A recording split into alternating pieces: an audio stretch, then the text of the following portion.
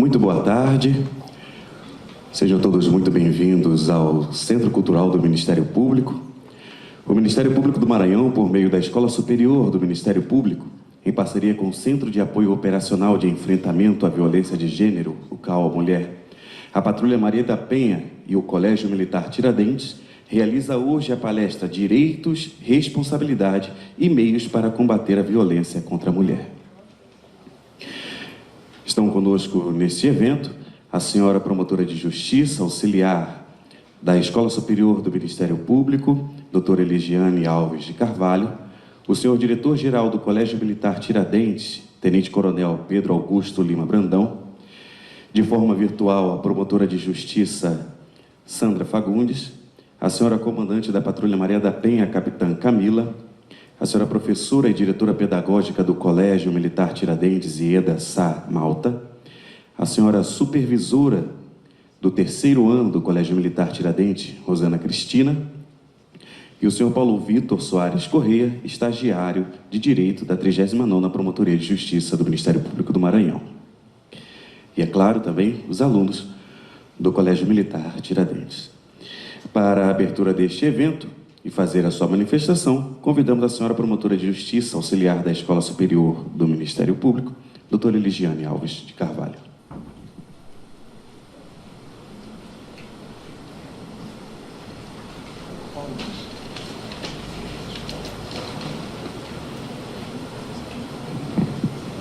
Bom dia a todos e todas. Cumprimentos na pessoa da doutora Sandra Fagundes Garcia, promotora de Justiça, coordenadora do CAO de Enfrentamento da Violência de Gênero, mais conhecido como CAO Mulher.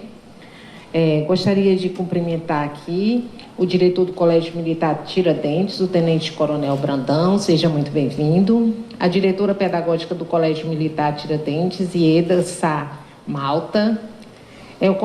A comandante da Patrulha Maria da Penha e nossa palestrante também de hoje, a capitã Camila.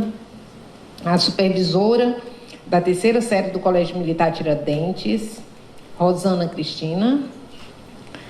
E o estagiário do MP do Ministério Público do Maranhão, Paulo Vitor Soares Correia, que muito colaborou para este evento de hoje, foi estudante do Colégio Militar.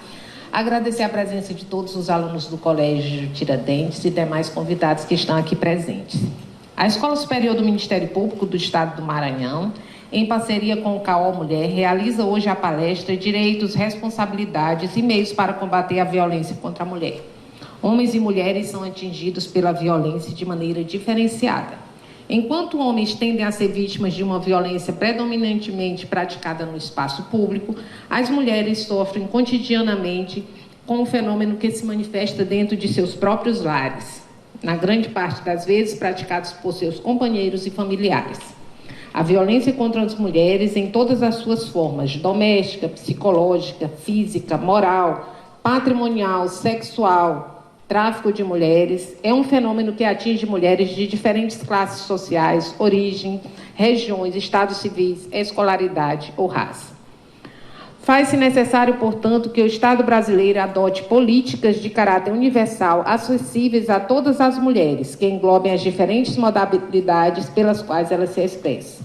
O conceito de violência contra mulheres, que tem por base a questão de gênero, remete a um fenômeno multifacetado, com raízes históricos culturais, que é permeado por questões étnicos, raciais, de classe e de geração. Falar em gênero e em construção social requer do Estado e demais agentes uma abordagem intersetorial e multidimensional, na qual as dimensões acima mencionadas sejam reconhecidas e enfrentadas. Eu desejo a todos uma tarde bastante proveitosa, de muito aprendizado, bastante discussão. Parabenizar a doutora Sandra do CAO Mulher, que por motivo de saúde não pôde se fazer presencialmente aqui, mas com muito esforço vem online, pela iniciativa. Ao nosso estagiário Paulo Vitor também, pela essa iniciativa, ter abraçado essa ideia. A capitã Camila, que veio aqui dar essa palestra e mostrar a contribuição maravilhosa da Patrulha Maria da Penha para o combate da violência contra a mulher. Agradecer a todos os parceiros que estão aqui e agradecer a equipe da Escola Superior do Ministério Público. Então, com isso, eu devolvo a palavra ao cerimonial e sintam-se todos acolhidos aqui no Centro Cultural do Ministério Público. Muito obrigada.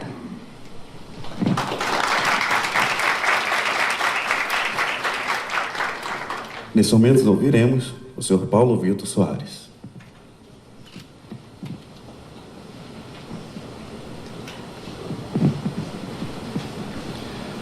Boa tarde a todos e a todas. Sejam muito bem-vindos ao auditório do Centro Cultural do Ministério Público. Agradeço a presença de todos nessa palestra que tem por tema Direitos, Responsabilidades e Meios para combater a violência contra a mulher. É com grande satisfação que iniciamos esse encontro para discutir um tema de extrema importância para a nossa sociedade. Essa palestra foi idealizada com muito carinho e tem por objetivo dar visibilidade para esse tema e ampliar os conhecimentos sobre os dispositivos legais existentes, contribuindo desta forma para uma reflexão sobre esse grave problema social que atinge mulheres em todo o mundo. As palestrantes aqui presentes se dedicaram com grande empenho para promover um estudo com foco nas estratégias levadas a efeito na questão da violência contra as mulheres em nosso país. Sabemos que a violência contra a mulher é uma realidade que precisa ser combatida. É um problema que afeta mulheres de todas as idades, classes sociais, etnias e orientações sexuais. E por isso, é fundamental que haja um esforço conjunto de toda a sociedade para enfrentá-lo. Nesta palestra, serão apresentadas informações relevantes sobre os direitos das mulheres na legislação brasileira e as responsabilidades dos órgãos públicos e da sociedade em geral na prevenção e combate à violência contra a mulher. Gostaria, na oportunidade, de agradecer pessoas fundamentais para que essa palestra se concretizasse com maestria. Agradeço inicialmente a nossa querida promotora da Escola Superior, doutora Eligiane Alves, representando aqui a pessoa da doutora Carla Adriana, da nossa diretora da Escola Superior do Ministério Público, que abriu as portas da Escola Superior para a concretização desta palestra. Por isso, peço uma salva de palmas em nome da doutora. Também gostaria de deixar registrados meus agradecimentos à senhora promotora de justiça, doutora Sandra Fagundes, coordenadora do CAOP Mulher, que foi de suma importância para a realização desta palestra, pois foi por intermédio da doutora que obtive a possibilidade de ter apoio da Escola Superior e, por motivos de saúde, não se encontra presencialmente neste evento, mas deixo aqui registrado os meus agradecimentos à doutora.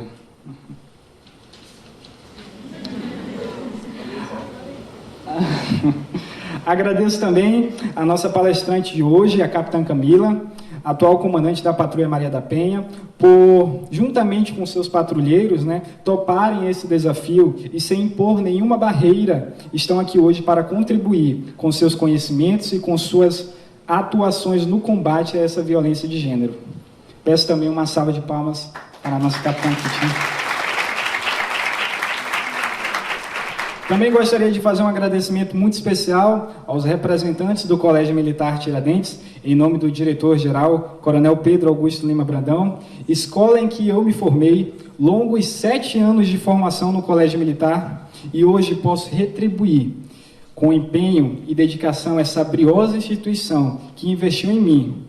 Escola voltada para o desenvolvimento estudantil, que tem por objetivo educar para a vida, promovendo cidadania. Escola diferenciada, com professores capacitados e gestores altamente capacitados. Agradeço a essa instituição por somarem nessa palestra. Peço uma salva de palmas em nome do diretor-geral, Coronel Pedro Augusto Lima Brandão. E por último, não menos importante, gostaria carinhosamente de agradecer a uma mulher guerreira, uma mulher amiga e uma mãe. Uma mulher que me apoiou do começo ao fim para a concretização dessa palestra. Uma mulher que nunca mediu esforços para me ajudar, acompanhada de um grande homem que também me ensinou muito sobre a vida. Essas pessoas são os meus pais, que aqui se fazem presente. Eu quero que meus pais fiquem de pé ali atrás.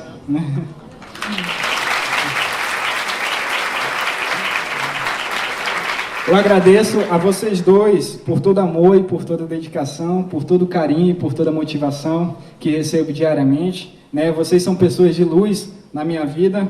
Agradeço a Deus pela existência dos meus pais e por ter colocado em minha vida tanta dedicação. E honro a vocês por tudo. Muito obrigado. Desejo que essa palestra seja um momento de aprendizado e reflexão para todos e todas, e que possamos sair daqui mais conscientes e engajados na luta contra a violência de gênero. Obrigado pela presença e participação. Tenham todos uma excelente palestra.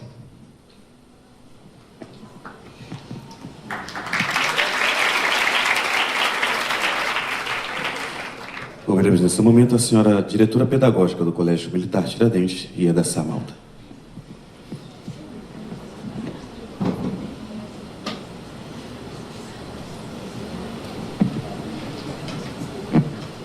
Boa tarde a todos. Boa tarde, senhora. Na pessoa da promotora Sandra Garcia, saúdo a todos que estão aqui, todos os civis, na pessoa do Coronel Brandão, saúdo a todos os militares, incluindo os nossos alunos do Colégio Militar. Importantíssimo este momento para todos nós. Essas reflexões, elas nos fazem ver o quanto humanos somos e o quanto precisamos humanizar a nossa vida. Falar de violência de gênero é extremamente importante no momento em que a todo segundo, não é, capitã? A gente ouve falar de uma agressão, a gente ouve falar de uma situação geradora de uma morte de uma mulher. Ser mulher hoje está realmente muito difícil. Então, falar de todos os tipos de violência é sempre muito, muito importante. Na nossa escola, nós tratamos de todas as temáticas. É sempre bom reflexionar sobre isso. E é sempre importante trazer a locais aonde a gente observa o exercício da legislação. Porque, às vezes, a gente faz a leitura da legislação. Mas conversar com as pessoas que estão manuseando essa ação da legislação é extremamente importante. São experiências diferenciadas que nós podemos, a cada dia, agregar ao nosso conviver. Precisamos entender o quanto a amorosidade, a afetividade é necessária para que nós possamos ter mais vidas. Nós, mulheres, que aqui nós vamos tratar, né, na nossa palestra, pelas palestrantes sobre direitos, responsabilidades, meio para combater a violência contra a mulher. Eu gostaria que todas as mulheres aqui presentes ficassem de pé.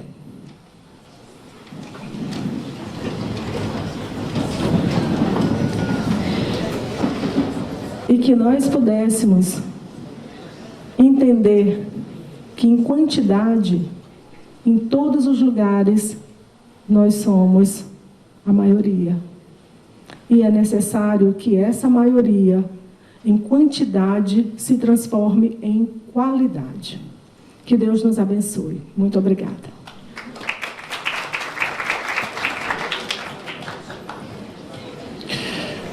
Ouviremos o senhor diretor-geral do Colégio Militar Tiradentes, Tenente Coronel Brandão.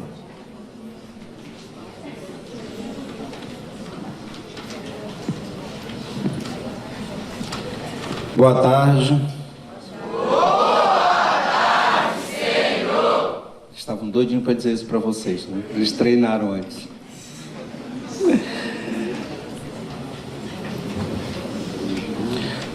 Doutora Eligiane, né, em que eu saúdo todas as pessoas aqui presentes, doutora Sandra, que está em casa, fez o coraçãozinho aqui para o nosso aluno, e aqui eu quero parabenizar o Paulo, né? É para dizer que deu trabalho, Paulo? Não. Franco, que é o pai, né, que eu já conheço também, mas assim, a gente fica muito feliz, né, em ver um aluno nosso com sucesso. É isso que a gente espera. Quando a gente vê, a gente percebe que a escola fez o seu papel. Camila também aqui, né, um oficial da Polícia Militar. A gente fica também muito feliz. Bom, vou ser bem rápido. A Polícia Militar ela tem um papel importante dentro desse contexto de violência contra a mulher. A partir do momento que somos nós que atendemos essas ocorrências, a perseguição era dessa forma.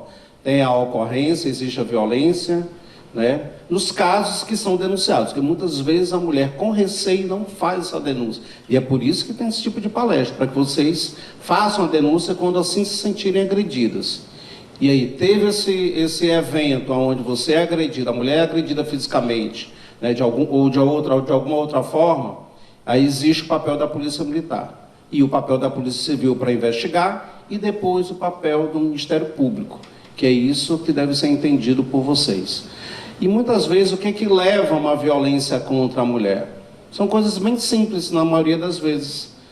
Questão de escolha de escola, o marido não concorda, ou o pai que não aceita, que separa da mulher, o homem que separa da mulher e não aceita essa separação.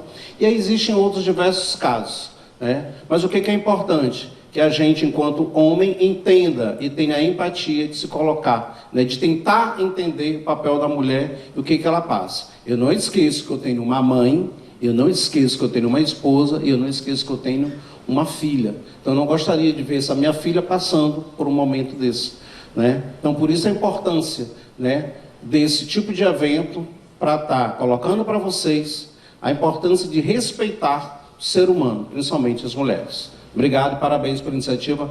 Paulo, parabéns aí pelo teu trabalho.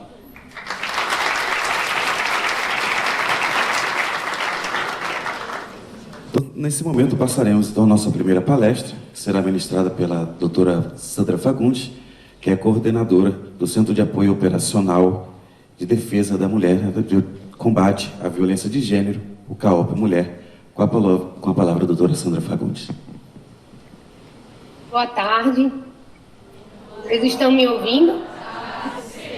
Faz um sinal, Ronald, só para eu saber. Sim, estão ouvindo sim. Estamos ouvindo. Agora eu estou ouvindo eu estou ouvindo um eco, viu, Ronald? Da minha fala, você desliga o microfone. Pronto. Ainda estou ouvindo o eco, mas eu vou continuar. Boa tarde a todas e a todos, a todas as pessoas presentes nesse auditório. Inicialmente, eu gostaria... Eu estou ouvindo um eco mesmo. Como é que a gente resolve? O meu microfone aqui eu desliguei, né? Não teria por que estar realimentando, né? Eu desligo aqui o microfone, não era para estar realimentando, não. O eco eu só ouço na minha voz. Repete a minha voz. Vocês não estão ouvindo o eco, não, né? Não, pra gente não. Pra gente não está com eco, não. Então eu vou falando aqui, tomara que não me atrapalhe. É só que eu demoro, porque eu fico ouvindo, esperando eu terminar de falar. Mas vamos lá. Boa tarde a todos. Eu gostaria inicialmente de dizer a vocês que eu queria muito estar presente nesse almoço. Mas eu me encontro gestante no início da gravidez, e ela é de alto risco. E na sexta-feira eu tive um descolamento de placenta, o que levou o médico a orientar que eu tenho que ficar de repouso absoluto. E repouso absoluto, diga-se para eu estar deitada. Mas não vai ter problema eu ficar aqui 1 hora com vocês ou um pouco mais sentada. Vou dar para vocês as informações que eu preparei com muito carinho mesmo, a pedido do Vitor, do Paulo Vitor, para conversar com vocês nessa tarde. Eu inicio também agradecendo à Escola Superior do Ministério Público, que sempre apoia todo e qualquer pedido do nosso centro de apoio. Então, eu cheguei para a doutora Carla, melhorou o eco, viu? Sumiu. Ah, que bom. Espero que vocês estejam me ouvindo bem. Eu não estou mais ouvindo o eco. Então, a doutora Carla, eu cheguei para ela e disse, doutora Carla, o Vitor me pediu uma palestra para o Colégio Militar. Precisa dar a certificação. E aí, como é que a gente faz? E aí, iniciamos uma conversa junto com a doutora Ligiane, que terminou no evento de hoje, nesse momento aqui, com todos vocês. oferecendo de fato a certificação e proporcionando a palestra. E aí, infelizmente, não é pessoal, mas eu já me comprometo aí com o Vitor de se em um outro momento em que eu tiver melhor, aí eu posso fazer uma outra conversa com vocês pessoalmente sobre outro tema. O que nós vamos conversar hoje, eu também gostaria aqui de agradecer aí as palavras e o apoio da diretora do Colégio Militar, diretora pedagógica, que conversou conosco, o Tenente Coronel Brandão, o diretor-geral.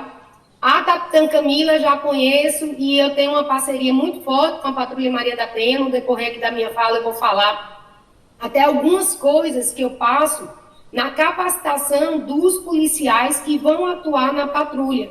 Algumas orientações de atendimento à mulher, de como que deve acontecer. Por sinal, um pouquinho antes de começar aqui a palestra, eu estava conversando com o Major Alexandre, que é o coordenador da Patrulha Maria da Penha. Estávamos alinhando essa capacitação, que também vai ser virtual, na semana que vem na cidade de Coroatá. Iremos implantar lá. Nós temos uma parceria, Ministério Público com a Patrulha Maria da Penha. E aí é com muito prazer aqui que eu também recebo o pessoal da Patrulha Maria da Penha, na pessoa da Tenente Camila, para conversar com vocês sobre essa nossa atuação. E já iniciando a nossa palestra, eu vou apresentar aqui uns slides, mas a minha fala, ela começa do que é a violência de gênero. Agora eu vou pedir, Ronald, que você abra aí algum áudio para me dizer se está aparecendo os slides. Porque agora eu já não consigo mais visualizar vocês. Certo? Eu peço só desculpa por esses contratempos, porque essa parte virtual veio muito a nos ajudar com a pandemia, mas, por outro lado, aí, às vezes requer esses ajustes. Vocês conseguem visualizar ou não? Vou tentar entrar na sala de novo. Sim, Ana? Sim, estamos olhando. Certo. Deixa eu botar a apresentação do slide aqui.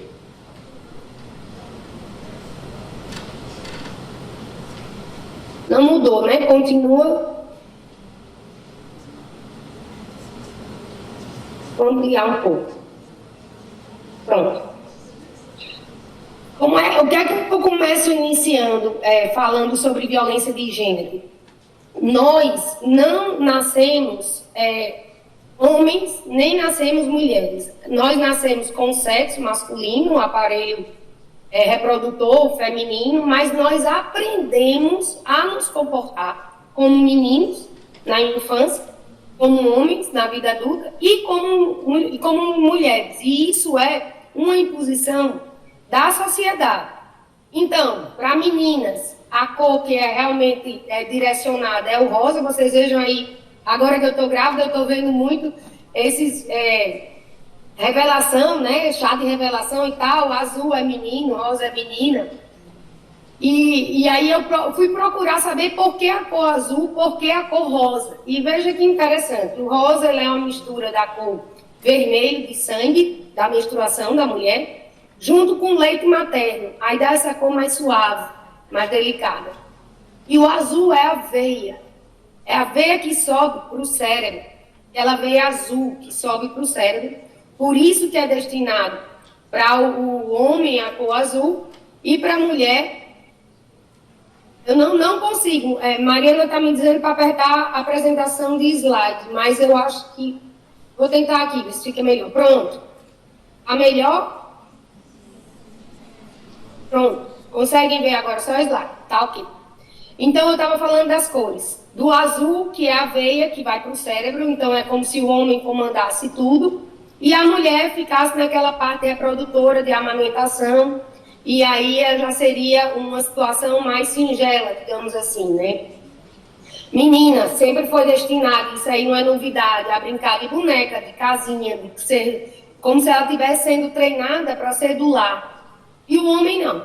As brincadeiras do homem é luta, é guerra, é briga, é futebol, esporte. E assim nós vamos educando os nossos filhos com essa diferença. A questão dessa diferença não teria problema de ser dessa forma se não fosse a imposição da nossa sociedade extremamente machista, e ainda o é, na concepção de que o homem é quem manda em tudo e a mulher obedece a essa situação. Então, quando se inverte esses papéis, principalmente foi dito aí na fala, acho que alguma pessoa que me antecedeu disse que um dos motivos da briga, da violência, do que acontece a violência contra a mulher, é porque o homem não aceita o fim da relação. Então, quando inverte esses papéis e a mulher toma o domínio de que ela não quer mais o relacionamento, o homem não aceita. E ele não aceita. Por quê? Ele não foi criado e educado para estar numa situação passiva, numa relação de conjugal. Ele é quem manda. Ele é quem tem o domínio daquela situação.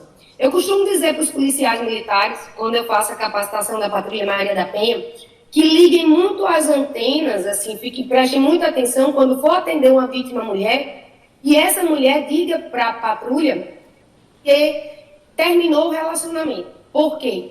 Os dados mostram que 70% dos casos em que as mulheres querem terminar o relacionamento, elas são vítimas mais fáceis de feminicídio. Ou seja, vítimas mais fáceis de serem mortas pelos homens que não aceitam o fim daquela relação. E isso advém de toda essa nossa cultura machista. Eu costumo lembrar que também uma outra situação imposta ao homem é dizer que o homem não pode mostrar suas emoções. O homem não chora. Está chorando? É uma Mariazinha? Se você está chorando, você é uma menina. O homem engole o choro. O homem vai à luta e não reclama. E essa parte também de que o homem não expressa suas emoções repercute na violência ali mais na frente. Porque a gente vê nos grupos reflexivos para homens, são os grupos em que nós conversamos com eles, nós percebemos que inicialmente há um entrave, eles vão obrigados a participar do grupo e eles não falam.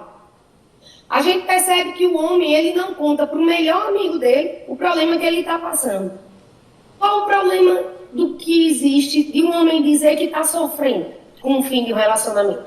Isso não é o fim do mundo.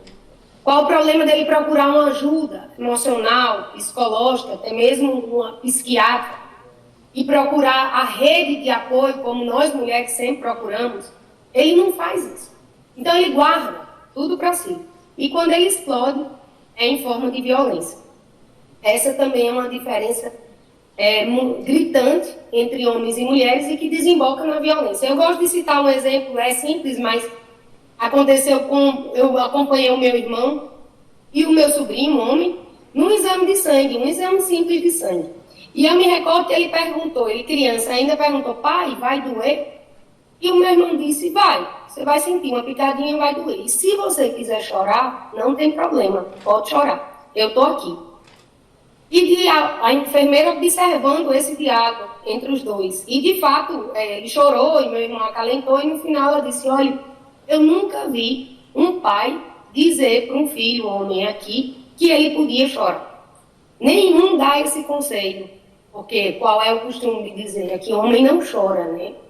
Então, quando a gente começa a mudar essas concepções desde criança, a gente já começa ali a ir produzindo uma evolução para que a nossa cultura não seja tão machista como é atualmente.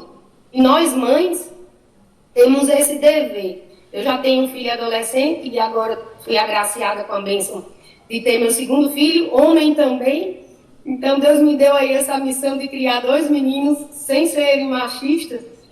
E nós sabemos que eu apresento essa tabela para passar para as mães de que os filhos de 2 a 3 anos já conseguem tirar o prato da mesa, já conseguem colocar a roupa suja no cesto, um pouco mais velho já arruma sua cama, já ajuda colocando a roupa na máquina. Em seguida, de 7 a 10 anos, já pode colocar e tirar a mesa, lavar a louça. Com 11 anos, consegue até varrer e passar o pano na casa. Por que não dividir essa tarefa entre homens e mulheres? Porque é que o que a gente vê é arrume a bagunça que seu irmão fez. Porque é que a menina que tem que arrumar a bagunça do irmão? Porque é que a mãe tem que lavar toda a louça da casa e não dividir ali com o pai e com os demais participantes da casa, né, que moram ali no mesmo lar. Quando a gente inicia em casa, até essa educação de divisão de tarefas, também estamos já ajudando e muito nessa diminuição dessa concepção do que é o machismo. Porque colocar essa atribuição todas nas costas da mulher não é justo, de fato não é justo. E nós mulheres ainda levamos aquele conceito de que não, ela é uma super mulher, ela consegue dar conta, mulher dá conta, mulher tem força. E esse peso nós não podemos carregar, olha, nós não somos super-heroínas. Quanto mais nos fazem elogio dessa forma, mais nos sobrecarregam aqui as nossas costas. Então as pessoas têm que entender que a mulher ela tem uma rotina, e eu costumo dizer que não é nem primeiro, segundo e terceiro turno. A rotina da mulher ela é ininterrupta, ela não para. Se ela sai para trabalhar, quando ela chega em casa, tá todos os afazeres domésticos, os filhos para educar e toda uma rotina ali para ela seguir. Então, nesse conceito e nessa visão, é o que a gente fala da diferença de gênero. É uma violência que ela é sofrida pelo fato de ser mulher. E aí essa violência acontece em questão de raça, classe social, religião, idade, qualquer outra condição. Só pelo simples fato da mulher ter o sexo feminino. Quando eu explico o que é violência doméstica e o que é violência de gênero, eu costumo colocar assim, um círculo bem grande, que é a violência de gênero, certo? E a violência doméstica seria só um ponto nesse círculo. E aí, dentre as violências de gênero, eu vou conversar com vocês sobre vários tipos, mas antes vou dizer a vocês que a ONU, ele publicou isso aí não tem um mês, foi no mês de março. Publicação aí do dia 6 de março. Disse que precisa de 300 anos para que haja uma igualdade entre homens e mulheres. Vejam como ainda falta muito. E nenhum de nós estaremos vivos, infelizmente, para ver essa igualdade acontecer. O que foi dito é, se continuar dessa maneira, não houver uma mudança ainda mais forte, levaremos aí 3 centenários, 300 anos, para que essa igualdade aconteça. Eu gosto de falar um pouco sobre o feminismo, que às vezes tem uma visão deturpada do que é o feminismo. Eu me recordo um colega meu que assistiu uma palestra minha no interior do estado e disse, olha, eu gostei muito da sua fala porque você não é aquelas feministas radicais que falam, queima sutiã, que participa daqueles movimentos. Olha, e vejam bem a diferença disso aí. Eu sou feminista, sim. E para eu, ou vocês, ou qualquer pessoa sermos feministas, basta que a gente acredite que não há igualdade entre homens e mulheres. E, infelizmente, homens em determinadas profissões ganham mais, são mais beneficiados, e as mulheres menos. E, infelizmente, em diversas outras circunstâncias, violência política, no ambiente político também não há essa igualdade ainda de gênero. E se você visualiza que a mulher ainda não atingiu o patamar do homem, você é uma pessoa feminista. Você é um feminista. E aí é essa visão que eu quero falar, não tirando aqui o enfoque, até mesmo o louvor das feministas radicais mesmo, porque foram por causa dessas brigas das mulheres em que nós conquistamos muitos direitos. Vocês vejam que até 1960 a mulher não podia votar. Eu ainda estudei na faculdade, no Código Penal de 1940. E lá tinha um dispositivo que dizia que se a mulher fosse estuprada, mas se casasse com o estuprador, a pena dele não existia. Ele estava perdoado. E pior, se ela casasse com o terceiro, a pena dele estava diminuída.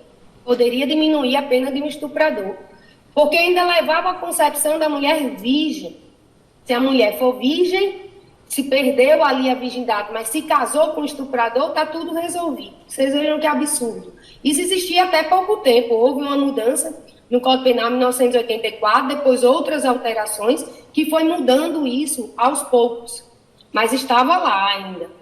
Então, por conta dessas brigas e por conta dessas mulheres, de fato, que envolveu nesses movimentos feministas no Brasil, nós tivemos tantas conquistas importantes. O voto nas eleições de 1932 e também tivemos várias outras, né? Quando, na verdade, o voto ele foi considerado um dever exclusivamente masculino até 46, quando se tornou obrigatório também para mulheres. Já não faz tanto tempo assim.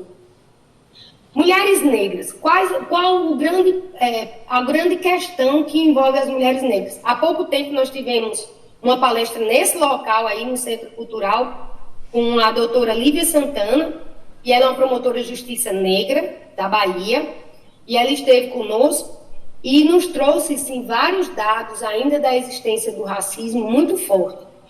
Nós sabemos que o Brasil passou por todo um processo de escravidão, e que existem esses conceitos no passado, ok. Mas o problema é que a doutora Lívia trouxe isso para o presente.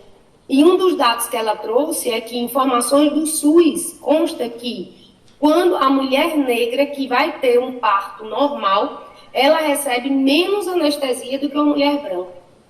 Olha que coisa absurda. E que isso é um crime. Onde que a cor da pele determina o limiar de dor daquela mulher. Mas isso não está ligado à escravidão, de que as mulheres negras eram amas de leite, que tinham que sair de perto dos seus filhos recém-nascidos para amamentar os filhos das mulheres brancas, e elas tinham os filhos ali, sem nenhuma anestesia, e assim vai. Ela conta também que as mulheres negras sabiam, de fato, como abortar, porque em muitas situações era melhor que abortassem do que gerassem, de fato, dessem luz ao filho, que iria sofrer ainda muito mais. Temos esses dados que eu estou mostrando a vocês. 37% das vítimas de feminicídio são brancas, mas 62% negras. Essas mortes violentas, 70% negra e apenas 28,6% brancas. Veja como é bem maior o índice de mulheres negras. Isso sem falar que há uma subnotificação enquanto vítimas de feminicídio. Ainda existe. Essa subnotificação existe não só com relação à mulher negra, mulher indígena, que também são mortas e a gente não fica sabendo, mulheres quilombolas, por causa das distâncias e da precária comunicação, também há essa subnotificação. E aqui diz que a jovem negra ela é 2 vezes mais susceptível de sofrer uma coação do que uma jovem branca.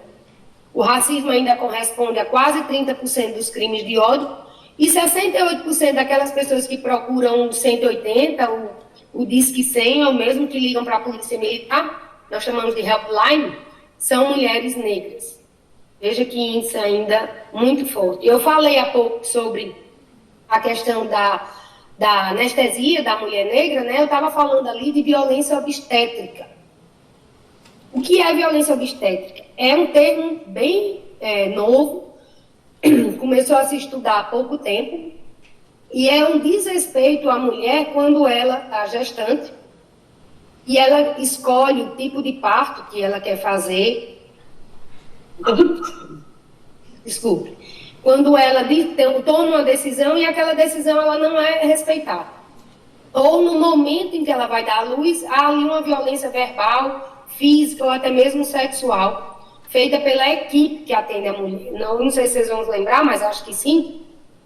Nós vimos aquele ato daquele médico em que a mulher estava no momento de dar à luz, ele se masturbava ali na frente dela, e uma das enfermeiras filmou aquela cena chocante em que viralizou aí nas redes sociais. Ali é uma violência sexual, é obstétrica, e deve o juiz considerar isso na hora de aplicar a pena àquele estuprador e aumentar a pena em razão daquela situação. A mulher, quando vai dar à luz, ela está mais sensível, ela não tem ali muita defesa. E por causa de toda aquela situação também hormonal e que ela está passando, às vezes as pessoas se aproveitam e impõem a vontade de quem está ao redor, sem ouvi-la. Aí eu tenho um exemplo para dar a vocês, que aconteceu, eu disse que eu tenho um filho adolescente, e na época, eu tinha decidido que eu queria ter um parto normal, porque eu li vários livros e entendia que o parto normal era o melhor para o bebê e para a mãe, para a amamentação, enfim. Eu tinha conversado isso com a minha médica.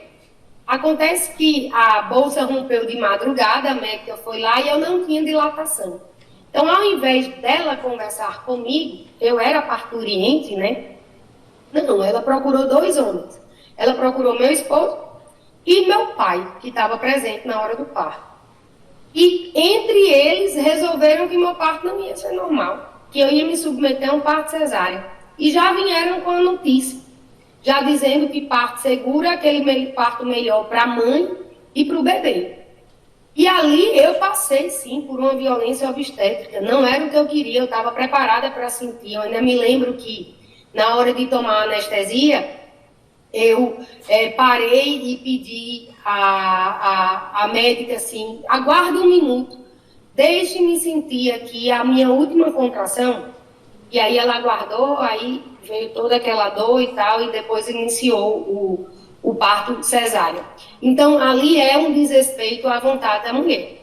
Ela, de fato, tem que ser. Na época eu não sabia o que era, e, enfim, agora já vai ser de uma maneira totalmente diferente a conduta e a conversa que eu vou ter com o meu médico, bem mais esclarecedora, porque não é para fazer isso. Da mesma maneira que não é dessa forma, quando a mulher entra no parto normal e não consegue, e o médico ali insiste e aguarda e não coloca ela para, de fato, ir para a mesa de cirurgia e fazer um parto cesariano. Eu lembro que em Açailândia eu fui promotora lá há muitos anos, criminal, e eu denunciei o médico por omissão. Ele não fez a intervenção que deveria ter feito e o recém-nascido nasceu morto, o nato morto. E ele ainda fez uma brincadeira de muito mau gosto, eu não esqueço nunca, isso me marcou muito. Quando o pai me contou que quando a criança nasceu verde, porque engoliu o mecônio, né? As fezes que ficam na placenta, ele engoliu, e ele disse, olha, seu filho é um incrível Hulk. Olha só que brincadeira sem graça. E ele fez isso. Então, isso também é uma violência obstétrica, uma violência de cunho, de gênero, e que, de fato, acontece, infelizmente. Eu falei antes sobre a violência política, né? O que é a violência política? Aí eu gosto de dar um exemplo, que eu acho mais fácil para vocês compreenderem. Em Pedreiras, ano passado, nós assistimos aí nas redes sociais uma reunião entre vários vereadores. E dentre eles tinha uma mulher que estava tomando uma posição, defendendo uma certa posição. Só que havia interferência o tempo inteiro do presidente da Câmara, que era homem. E ele não deixava ela falar. Então, na hora que ela ia falar, ele cortava a fala dela, e depois ela tentou falar de novo, e ele cortou novamente a fala dela. Ele fez isso 2 vezes, seguidas.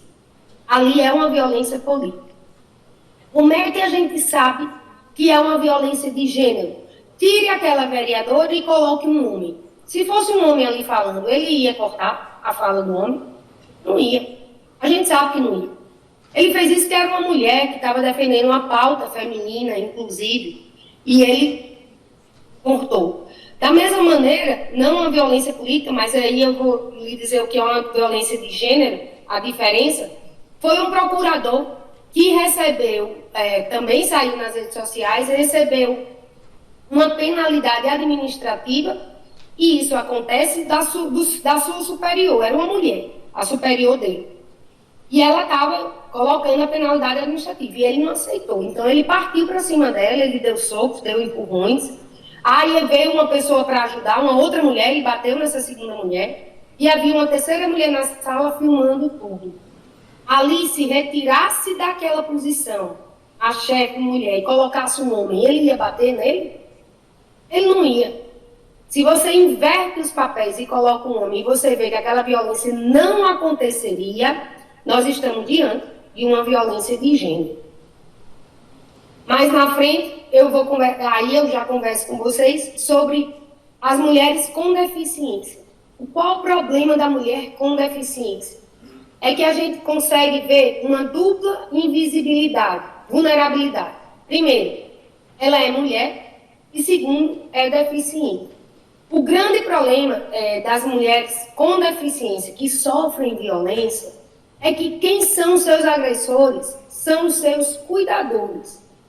E aí a gente fica naquele dilema. Vai prender o cuidador e quem é que vai cuidar da mulher? Na hora que prende, que tira ele da casa, quem é que cuida dela? Aí precisa de toda uma atuação, de uma rede de proteção do município para saber como é que vai ser conduzida aquela mulher, se de fato ela depender daquele agressor que é o cuidador. Nós, no nosso centro de apoio, fomos dados por um Frente Nacional de Mulher com Deficiência há 2 anos atrás. E ela me trazia uma preocupação com muito fundamento. A preocupação que a doutora Priscila Celares me trazia é a seguinte: doutora, nós vimos o último dado no Fórum Anual de Segurança Pública. E lá consta que o Maranhão não teve uma mulher com deficiência que sofreu violência doméstica. Aí vocês me digam, é verdade esse dado? Nenhuma mulher no Maranhão sofreu durante um ano inteiro que tenha deficiência? Não existe. Sobretudo os crimes sexuais. As mulheres que têm síndrome de Down ou que têm problemas cognitivos, que não têm uma concepção do que está acontecendo, elas são realmente, reiteradamente, estupradas mesmo, engravidam, ninguém sabe quem é o pai, e às vezes os agressores estão dentro da própria casa, é o pai, é o padrasto. Então isso não existe. O problema é que não consta nos dados. E é importantíssimo ter esse dado. Esse dado que eu trago para vocês, de 7.602, são casos em 2019, mas que aconteceu no Brasil todo. Não é no Maranhão, não. Deixa eu ver aqui, tem outro dado. 58% dos casos são de violência doméstica, que a mulher com deficiência sofreu. E qual é o problema de não ter esse dado? É que onde não existe dado, não tem política pública. E aí é onde houve ali todo um movimento, e para onde eu vou, eu falo isso, inclusive com os policiais, militares e civis, que coloquem lá no BO que a mulher tem deficiência. Vocês vejam a importância. Na hora que vai um policial militar atender um chamado, e ele chega na casa e percebe que aquela vítima tem alguma deficiência. Se ele anota aquilo no BO, possui deficiência auditiva, visual, o que for. Quando aquilo chega na delegacia, o delegado coloca no inquérito que a mulher tem aquela deficiência. Se a mulher tiver deficiência de surdez, por exemplo, pode chamar um intérprete de Libras, como vocês estão vendo aí, e aí o intérprete de Libras faz toda a tradução e consegue ouvir a mulher e tomar por termo o depoimento dela. Mas a importância não só é essa. A grande importância é, uma vez o policial militar colocou no BO, o delegado colocou no inquérito, nós promotores, quando recebemos, fazemos a denúncia. E a denúncia a gente coloca ali de que a mulher tem deficiência, a vítima. O juiz, quando vai aplicar a pena, aplica a pena maior. Ali vai haver um aumento de pena em razão do réu ter cometido uma violência doméstica contra uma mulher com deficiência. Veja a importância da percepção daquele policial que foi lá fazer o atendimento e anotar. Basta isso. E aí entra nos dados estatísticos. E aí a gente começa a ter uma evolução desses dados e podemos implantar políticas públicas, sim, para defender essas mulheres. Mulheres trans também é uma violência de gênero, sim. E como é uma violência de gênero? Os registros aí de assassinato durante 3 anos de mulheres lésbicas, por exemplo, aumentou 150%.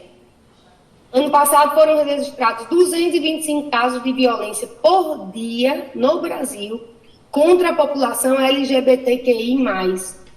E eles são violentados, essa população ela é violentada, ela é morta pelo simples fato de não ter respeitado a sua opção, a sua escolha. Ano passado, nós tivemos também um dado importante, uma decisão importante no STJ, em que um pai, ele desferiu pauladas na filha, uma mulher trans, porque não aceitava essa condição dela. E esse caso foi ao julgamento, no juiz de primeiro grau aplicou uma pena normal, como se o pai tivesse agredido qualquer outra pessoa que não fosse uma filha e que não tivesse a relação doméstica, mas isso chegou até o STJ. E o STJ disse não. Se mulher trans, mulher é. E se é feito qualquer tipo de violência contra uma mulher trans, deve o juiz aplicar, sim, e incidir a Lei 11.340, que é a Lei Maria da Penha. Então, ele deve aumentar essa pena em razão dela ser mulher. Isso foi um marco e muito importante essa decisão, porque, claro, transcende também para toda e qualquer pessoa que se identifica como a população LGBTQI+, né? O STJ disse aí que há uma diferença entre o conceito de gênero, significa dizer que não é a característica biológica que define o aparelho reprodutor masculino e feminino. O que vale de fato é o conceito social do que a pessoa se identifica, e isso tem que ser respeitado. Mulher indígena. Ontem eu estava vendo era um documentário de uma situação de uma violência, uma mulher indígena tinha sido morta, não aqui no Brasil, isso nos Estados Unidos. Mas qual era o pano de fundo desse documentário? O que era que ele mostrava? Ele mostrava que várias outras mulheres já haviam sido mortas anteriormente, mas por conta da distância, lá nos Estados Unidos tem lugares muito frios, e por conta disso não chegava lá uma pessoa para investigar. E quando a mulher lá, a indígena lá também é uma proteção nacional. Então eles mandavam tipo uma pessoa do FBI para investigar a morte daquela mulher. Mas quando chegava lá não conseguia mais colher muitas provas, não tinha muitos indícios, e aí acabavam fazendo uma investigação assim, sem muito aprofundamento, e arquivava o caso. E dessa maneira trouxe um relato de que inúmeras mulheres haviam sido violentadas, assassinadas, e que sequer também constavam nos registros. E olha que nós estamos falando dos Estados Unidos. E isso acontece também no Brasil. A mulher indígena, o que eu trago dado aí, 57% das mulheres indígenas disseram ter sofrido alguma violência sexual em algum momento das suas vidas. E aqui tem que ter um certo cuidado também na mulher quilombola, porque existe uma diferença também de costume. Tem umas tribos indígenas e também dos povoados quilombolas de que tem o costume de que a mulher, quando ela menstrua a primeira vez, ela já tem que ali perder a virgindade. E que, em geral, é com alguém da casa. Isso, de fato, é uma violência. A mulher que menstrua a primeira vez, ela ainda é uma criança, está iniciando ali ainda a vida adulta, e ela já passa por aquela situação de perder a virgindade daquela maneira. Mas existem, de fato, tribos que isso é uma cultura, um costume. Então, na hora de pesar uma situação dessa, tem que ver, de fato, se isso acontece. O grande problema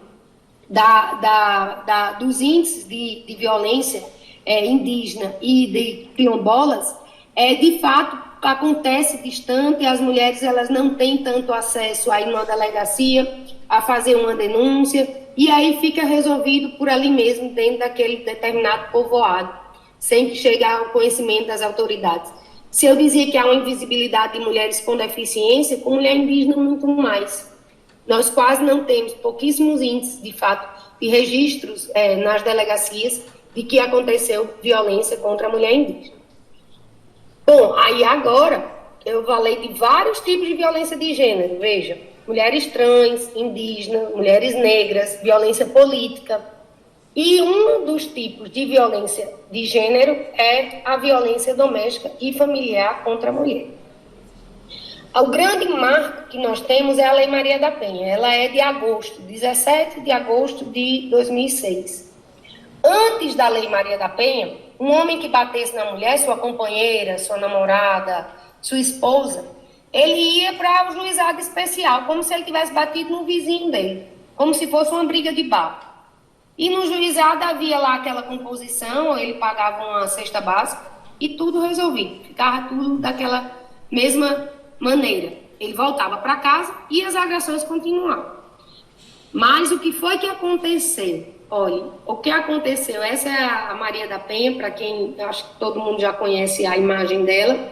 Ela é uma farmacêutica cearense e ela sofreu várias agressões Em 1983, foi quando ela sofreu a primeira tentativa de homicídio. O que é que aconteceu? O marido forjou um assalto na casa e contratou, de fato, uma pessoa para dar um tiro nela. Foi comprovado depois que esse tiro veio da espingarda dele, no qual estava na casa dele, e atirou nela. Só que ela não morreu. Ela foi para o hospital e voltou paraplégica, mas voltou para casa. 4 meses depois, ele achou pouco isso, colocou uma banheira e tentou eletrocutá-la na banheira, matá-la através de choque. Novamente ela foi internada e novamente ela sobreviveu. O grande problema dessa situação é que o Brasil levou muito tempo para julgar. Veja, após a denúncia, no primeiro julgamento, aconteceu somente 8 anos depois do crime. E ele foi condenado, 15 anos de prisão. Mas a defesa recorreu e aí contratou muitos advogados e aí veio todo aquele o recurso atrás de recurso. Em 2016, foi cancelado antes o júri, foi anulado. Em 96, teve um segundo júri, em que ele foi condenado a 10 anos e 6 meses de prisão. Mas não havia cumprido a prisão. E aí ela disse, chega, eu vou denunciar esse caso aos organismos internacionais. Um deles, que a Maria da Penha denunciou, foi a OEA, a Organização dos Estados Americanos. E a OEA condenou o Brasil a não só julgar, a acelerar a sentença e o julgamento do agressor dela, como a fazer uma lei em que protegesse as mulheres vítimas de violência doméstica, que tratasse diferente isso aí. E, além disso, que essa lei trouxesse políticas públicas em favor das mulheres. E aí, a partir de 2006 para cá, tudo isso foi mudando, essa concepção foi mudando. De fato, quem agrediu uma mulher hoje não tem mais o benefício de cesta básica, não vai para o juizado especial, pode ter sim a prisão preventiva decretada, nós vamos falar disso mais na frente, e tem uma pena aumentada pelo fato de ser uma violência contra a mulher. Quais os benefícios, em geral, que a Lei Maria da Penha nos trouxe? Reconhecer a gravidade da violência doméstica, aumentou a pena para agressões, permite que os agressores eles sejam presos em flagrante ou que tenham prisão preventiva decretada e garanta uma proteção mais rápida. Por quê? O coração, vou fazer outro coração, que eu já fiz no começo. O coração da Lei Maria da Penha é o que nós chamamos de medida protetiva de urgência. Essa medida protetiva de urgência, a mulher pede na delegacia, na promotoria, no fórum, onde ela for inicialmente atendida. E o juiz dá, como se fosse uma decisão que proíbe o homem de aproximar da mulher. Aí sempre me perguntam, mas como é essa aproximação? Em geral, tem juiz que coloca 100 metros, 200 metros, 300 metros. Mas não é só a aproximação física. O homem ele não pode se aproximar da mulher de nenhuma forma. Ele não pode entrar em contato com ela por WhatsApp, não pode mandar mensagem no direct do Instagram, nenhuma rede social ele pode se comunicar com ela, e nem utilizar os filhos para mandar recado para as mães com algum tipo de ameaça ou com algum tipo de comunicação. O que é que a gente sempre orienta? Se existe filhos, veja uma pessoa para intermediar as visitas, porque está proibido se aproximar da mulher, dos filhos não, a não ser que ele também agrida os filhos. Mas, em geral, não é isso que acontece. Ou vai na justiça mesmo, é feito ali um acordo no momento da medida protetiva de urgência para que sejam feita a guarda compartilhada. Ou alguma ideia que a própria justiça dá é o homem deixar o filho na escola, a mulher ir buscar no fim de semana seguinte, em que ele fique com o pai, enfim. Tem que haver um intermédio aí de alguém, mas ele não pode entrar em contato diretamente com a mulher. Porque se ele entrar em contato diretamente com a mulher, ele está descumprindo a medida protetiva de urgência. E qual é a consequência disso? É o artigo 24A. Esse artigo, ele comete um novo crime no momento que ele descumpre a medida protetiva. Então, existe uma medida protetiva e ela não foi cumprida, ele vai responder a um novo inquérito, a um novo processo e ele vai ter uma nova condenação, independente daquela que originou a medida protetiva de urgência, aquela violência anterior. E pode pedir a prisão? Pode. Deve pedir a prisão. O homem que descumpre a decisão judicial, o promotor pede, sim, a prisão preventiva naquele caso. Nós tivemos uma alteração extremamente importante, recentemente, atualizei esses slides aqui especialmente para vocês, e foi na semana passada, no dia 20, mais precisamente 20 de abril, nessa lei 14.540. E o que é que traz essa lei de mais importante? Primeiro, esse boletim de ocorrência não é mais necessário fazer um BO para você pedir uma medida protetiva. A mulher pode agora diretamente fazer esse pedido de medida protetiva na delegacia ou aqui na região da Grande Ilha, de São Luís. Nós temos o pedido, a Salve Maria. É um aplicativo em que ela entra ali e imediatamente ela já faz o pedido de medida protetiva. No site do TJ do Maranhão, também tem um dispositivo que a mulher pode preenchendo lá os espaços e fazer o pedido de medida protetiva. A grande vantagem de entrar diretamente no site é que esse pedido cai direto na caixa da juíza, que é a doutora Lucialena. E quando ela recebe, ela defere e ela já encaminha para a promotora de justiça, a doutora Selma, para dar o parecer. Então é rápido, é bem sério. Mas pode ser feito pela delegacia, aplicativo do Salve Maria ou através do site do Tribunal de Justiça do Maranhão. A nova lei também trouxe uma proteção maior à vítima, que era uma defesa que a gente já tinha o COPEVID, é um movimento dos promotores de violência doméstica do Brasil todo, em que o requisito para a medida protetiva basta constatar a prática da violência doméstica e familiar. Houve a violência, comprovou ali que houve, tem que ser concedida a medida protetiva. E uma importante mudança, não tem prazo. Havia um problema seríssimo nisso, que um juiz botava 30 dias, outro juiz colocava medida protetiva 90 dias, mas como é que se sabe quando é que cessa uma agressão contra a mulher? Quando é que a mulher não tem mais medo do homem? Quando é que acaba aquela ameaça? Com 30 dias ele vai parar de ameaçar. Com 30 dias pode voltar à convivência que vai estar tudo bem. Não tem como saber, a não ser que ouça a vítima. Então aí também acabou com esse questão de prazo de medida protetiva. Agora é por tempo indeterminado e que para não valer mais, a vítima tem que ser ouvida e dizer que de fato não precisa mais daquela medida. Não é imprescindível aqui fazer o boletim de ocorrência, né? Repetindo o que eu já disse, que não é imprescindível, é que não é necessário. Que não precisa do boletim de ocorrência antes para poder ter o pedido de medida protetiva. Então isso é muito bom, essa mudança é excelente, porque dá mais celeridade. A gente sabe que a violência contra a mulher ela tem que ser atuada rápido, tem que ser uma coisa rápida, retirar o agressor ali do lar, da convivência da mulher, para que, de fato, evite um feminicídio. Aqui, a situação de risco deve durar, a medida protetiva deve durar enquanto houver a situação de risco, aqui que eu falei, que não tem mais prazo determinado, e não precisa ser feito na delegacia nem na justiça criminal. Nesses meios que eu coloquei através da internet, que já é feito dessa maneira, do aplicativo Salve Maria, você pode fazer, de fato, o pedido da medida protetiva de urgência. Quando se descumpre essa medida protetiva, pode ser decretada a prisão preventiva. No grupo reflexivo para homens, que a gente trata o agressor, como eu falei no início, o juiz coloca na medida protetiva a obrigação deles participarem do grupo reflexivo. E quando eles não aparecem no grupo reflexivo, quando eles não fazem nem a triagem, não vão nem para a triagem, aí o promotor pode pedir a prisão dele. Um caso que aconteceu, em Açailândia, nós já tivemos, agora nós estamos no 12º grupo reflexivo para homens em Açailândia.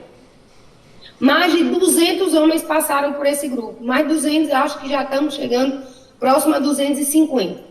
E acredite, o bom desse grupo é que nenhum volta a reincidir, é zero a reincidência, zero.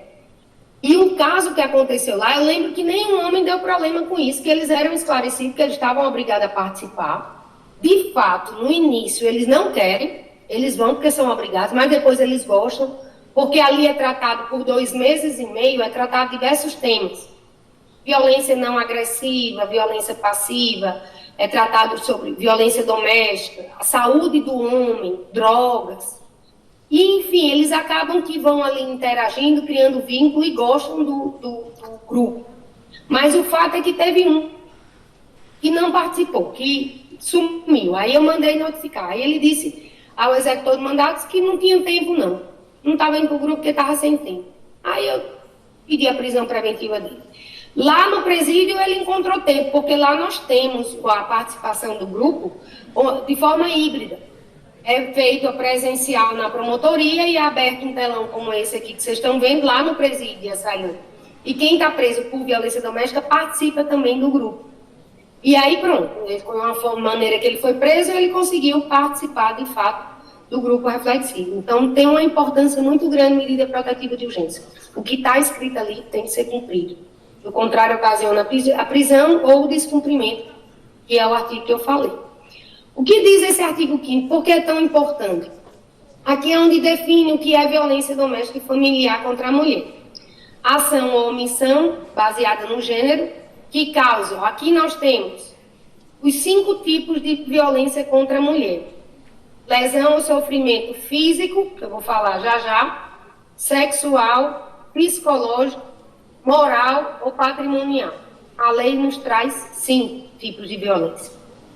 A física é aquela que a gente vê, né? O olho roxo, o tapa, as marcas físicas no corpo. Mas atirar objetos, sacudir, apertar braço, estrangulamento, tudo isso que você consegue visualizar é uma violência física. Antes de falar da sexual, eu vou dizer a diferença da violência física para a moral e a psicológica. A moral é aquela violência em que há um xingamento, uma humilhação. Então há um crime ali contra a honra, calúnia, difamação, injúria, que ofende a honra da mulher. Então você não vale nada, você não presta, você é uma vagabunda. Nós vemos muito esse tipo de xingamento nos processos de violência doméstica. Chifreira, não respeita o marido, enfim. E a psicológica? A psicológica ela é um pouco mais grave. A violência psicológica ela já implica numa diminuição da autoestima da mulher. Então, quando o homem ali inicia a controlar as ações, proibir a mulher de visitar a família, de sair com os amigos, de dizer o que ela pode, o que ela não pode fazer, a determinar que tipo de comportamento ela tem que ter, ameaçar, humilhar, constranger e xingar, isso aí já é uma violência psicológica e é crime. O delegado, a gente orienta, tem todo um questionário para pesquisar, de fato, se aquela mulher está sofrendo aquela violência psicológica. Por quê? Não é fácil detectar uma violência psicológica. A mulher, quando ela vai falar que ela sofreu uma violência, ela não diz num ato seguido, um ato concatenado. No dia, em abril aconteceu isso, em maio aconteceu isso. Não, ela traz tudo revirado. Ela começa a falar de um assunto, ela entre outro, ela está completamente perturbada ali. Então, precisa realmente ter uma sensibilidade muito grande para perceber que aquela situação de reiteradas violências ocasionou um dano psicológico à mulher. E aí ela pode ser, aquele agressor pode ser denunciado pela violência também psicológica. A sexual. Às vezes a mulher acha que... Isso acontece com mulheres um pouco mais idosas, mas ela tem aquela concepção de que por ela ser mulher, ela tem a obrigação de ceder à relação sexual quando o marido quer. Então, o que é que acontece naquela situação? Tem que ser respeitada a vontade da mulher. Não é só porque a pessoa é casada ou tem ali uma relação de companheirismo ou de namoro que tem a obrigação de ceder no momento que o homem queira. Tem que ser respeitado, de fato, ali a vontade dela. E uma grande importância na violência sexual é a violência de criança e adolescente. Porque o que é que a gente tem até o 18 de maio, que é o Dia Nacional de Combate à Violência Sexual contra a Criança e Adolescente, a gente vê que ali, 42% de crianças que sofrem abusos são vítimas recorrentes.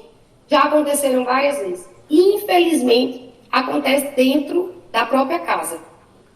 Então, é um pai, é um padrasto, é alguém da confiança que se aproveita ali daquela situação e que estupram mesmo as meninas, né? Eu costumo dizer que eu já sou promotora criminal há muitos anos, 12 anos, fez esse ano, e eu já vi todo tipo de crime. Já fiz vários e vários júris, homicídio, drogas, facção, todo o que você imaginar. Mas, para mim, nenhum crime é pior do que a violência sexual contra uma criança. O que a gente vê na audiência é, assim, devastador. A gente vê uma vítima que não teve apoio nenhum. Às vezes a mãe omite aquela situação, porque às vezes elas dizem mesmo, é melhor, doutora, eu não enxergar aquilo do que ver os outros filhos passando fome, porque eu não quero que ele vá preso. E a gente vê uma menina que foi iniciada muito cedo na vida sexual, ali geralmente ela casou muito cedo, já teve um filho, depois já teve outro, e já trocou de marido, completamente perdida, completamente perdida. A grande maioria tem tendência suicida, eu sempre pergunto, e elas relatam que, de fato, já tiveram vontade de se matar, apresentam automutilação. É muito grave a consequência de uma violência sexual contra a criança. O que traz nas vítimas mulheres. É muito triste de vê-las dessa maneira. E é uma violência, sim, doméstica e familiar contra a mulher. Eu gosto de falar, principalmente quando eu estou com um público assim, de jovens, sobre o revenge porn. É um termo em inglês que quer dizer pornografia de revanche. E é isso. É aquele muito cuidado que temos que ter com os nudes, com as imagens íntimas. Então, a menina que manda um nude para um namorado, ela deve ser ali criminalizada porque ela mandou aquela fotografia íntima, aquele vídeo? Não. Se foi da vontade dela, não. Ele pediu para que ela mandasse e ela enviou? Ok. O que não pode é ele divulgar aquela foto íntima ou aquele vídeo. Isso é crime. Artigo 218C, divulgar vídeos ou nudes. E quem divulga e passa para frente também responde pela mesma pena desse artigo. O grande problema é que os homens utilizam essa imagem para ameaçar a mulher e dizer: se você terminar comigo, eu vou jogar essa fotografia no grupo de futebol, no grupo da família. Isso também é crime e de ameaça. Então eu gosto de deixar o alerta para, de fato, alertar as meninas no momento em que encaminhar uma foto como essa ou encaminhar um vídeo que trata de nudes e de uma situação mais íntima, de fato, saber com quem está lidando, para quem está encaminhando, porque nós vemos muito nos processos essa situação de ameaça de divulgação. E, infelizmente, tem a pena, tem a recriminação, mas uma vez que joga ali na internet, para reverter isso, é mais difícil, é mais complicado. Mas existe sim a pena. Eu já participei, inclusive, de audiências que a pessoa foi condenada no final, não era nem de criança, nem adolescente, era adulto até, mas que fez isso e divulgou e que foi condenado com a pena maior. Violência patrimonial.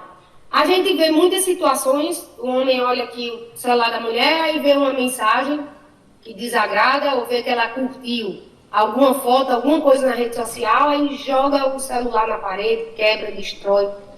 A destruição de objeto numa situação como essa é uma violência patrimonial contra a mulher. Nós vemos muito também, em processos, um crime de incêndio. Ele incendia a casa inteira com os objetos. O que me dá mais pena, e várias vezes eu vi isso nos processos, é que você vê visível ali que foram pessoas que tiveram uma dificuldade imensa de conseguir aqueles objetos, de conseguir aqueles eletrodomésticos, e de repente jogou tudo por água abaixo. Então ali é uma violência, sim, patrimonial, queimar documentos, quebrar móveis, eletrodomésticos. E nós vemos também isso em ação de separação. Só um instantinho. Melhorar a luz aqui para vocês. Ação de separação, ali o homem vai separar da mulher e, em geral, ameaça, dizendo: olha, se fosse separar de mim, eu não vou entregar a casa. eu não vou entregar a moto ou o carro ou algum patrimônio que tenha adquirido na constância do casamento. Está errado. Se o patrimônio foi adquirido na constância do casamento, tem que dividir ali uma partilha de bens. Não tem isso, ele não tem esse poder de dizer que não vai dar a casa, de que não vai dar aquele automóvel, não vai dividir. Mas geralmente os homens usam isso e às vezes eu vejo muitas mulheres cansadas daquela situação, elas entregam tudo. Não faço questão de nada. Eu saio com a roupa do corpo, mas eu quero a minha liberdade de volta. Mas o juiz, observando isso, ou o promotor, numa ação de divórcio em que está uma divisão desigualitária, ele não homologa aquela separação, nem aquele acordo. Então, ele tem que, de fato, averiguar para quem merece ser dividida a forma mais certa de haver a divisão de bens. Muito importante é vocês estarem atentos a isso aí. Isso é o ciclo da violência doméstica. Inicia-se com um momento de tensão, evolui para uma explosão e depois vem uma lua de mel. O que é que acontece? O homem inicia uma discussão, explode e ele se arrepende. Aí pede desculpa, a mulher acredita que ele vai melhorar, que vai voltar e aí aceita de volta. E o problema é que se já está um ciclo definido, aquela violência ela vai voltar. Depois de um tempo ela volta. E quando ela volta, ela não volta mais. Se antes foi um xingamento, se antes foi uma humilhação, ela já volta com tapas, com socos, com pontapés. Se iniciou com soco, com pontapé, quando retorna já é uma agressão sexual, uma agressão mais violenta ainda, até que se não houver, de fato, uma parada nisso daí, no ciclo, se não houver uma interferência, uma ajuda da rede, um apoio psicológico, desemboca no feminicídio. Vocês vejam aí essa escadinha. Inicia-se com uma ameaça, uma ironia, depois vem críticas, passa então a isolar a mulher, controlar os seus atos, em seguida vem golpes com objeto e termina na mão. Tem que haver uma intervenção para interromper essa violência, senão acontece de fato o feminicídio. O Enem do ano passado trouxe uma questão interessante, essa que eu coloco na tela. Esse espiral, o que quer dizer esse espiral? O espiral é o ciclo de violência. Tensão, agressão, lua de mel. Tensão, agressão, lua de mel. Tensão, agressão, lua de mel. E termina no morte da mulher. E pergunta aí, o ápice da ilustração se traduz com uma conduta social que se caracteriza, que é a prática de feminicídio. Era a resposta correta. Então vejam que até o Enem aí trazendo essa situação do ciclo de violência e de que termina, de fato, na morte da mulher, se não houver uma interferência. O que é que acontece no crime de feminicídio? Quando o homem diz que ele não se conforma com o fim do relacionamento, na verdade, ele não aceita a autonomia daquela mulher. Ele não aceita que ela ali esteja dizendo que não quer mais, porque ele entende que é ele quem determina isso, e não ela.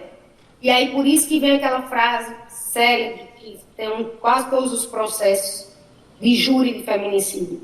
Se você não é minha, não é de mais ninguém, não é isso?